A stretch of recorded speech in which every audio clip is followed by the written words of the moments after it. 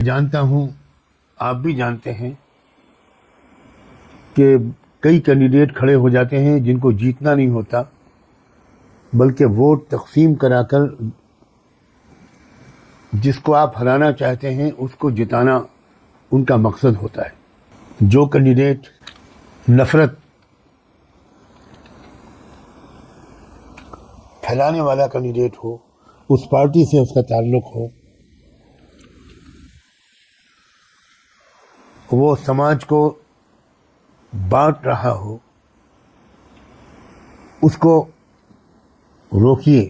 آج 16 اپریل 2024 ہے۔ صرف 2 دن کے بعد 19 اپریل کو ہمارے ملک میں الیکشن کے سلسلے کا آغاز ہونے جا رہا ہے، اور آپ سب یہ بات بار بار مختلف لوگوں کی زبان سے سن چکے ہوں گے کہ یہ الیکشن ایک عام الیکشن نہیں ہے، یہ ہمارے ملک کا مستقبل طے کرے گا۔ اس لیے آج میں بھارت کے ایک شہری کی حیثیت سے بھارت کے تمام شہریوں سے، تمام ووٹروں سے ایک درخواست کرنے کے لیے حاضر ہوا ہوں۔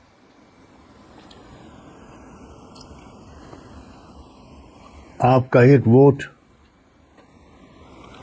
بہت قیمتی ہے، بہت دور تک اس کے اثرات پڑیں گے، اس لیے آپ اپنے علاقے میں جو الیکشن کا دن ہو، خدا کے لیے آپ اس میں ووٹ ڈالنے ضرور نکلیے۔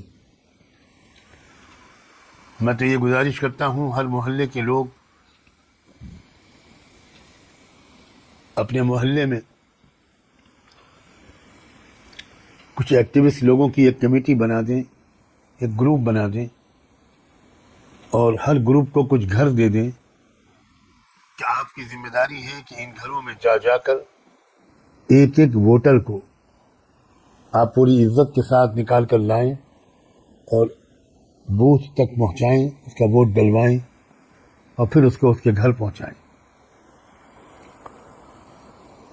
خدا کے لیے اہمیت کو سمجھیے۔ اگر غفلت برتی یا آپ نے ووٹ اپنا بانٹ دیا، کیونکہ میں جانتا ہوں، آپ بھی جانتے ہیں کہ کئی کینڈیڈیٹ کھڑے ہو جاتے ہیں جن کو جیتنا نہیں ہوتا بلکہ ووٹ تقسیم کرا کر جس کو آپ ہرانا چاہتے ہیں اس کو جتانا ان کا مقصد ہوتا ہے۔ افسوس یہ ہے کہ مسلمانوں میں بھی ایسے بکاؤ لوگ اچھی خاصی تعداد میں ہیں جو کچھ پیسے لے کر کھڑے ہو جاتے ہیں اور چند ہزار ووٹ کاٹ لیتے ہیں۔ آپ ہوشیار رہیے گا، دھیان رکھیے گا کہ آپ کا ووٹ تقسیم نہ ہونے پائے۔ ادھر ادھر کے کینڈیڈیٹ کو بالکل ووٹ مت دیجیے۔ جو کینڈیڈیٹ نفرت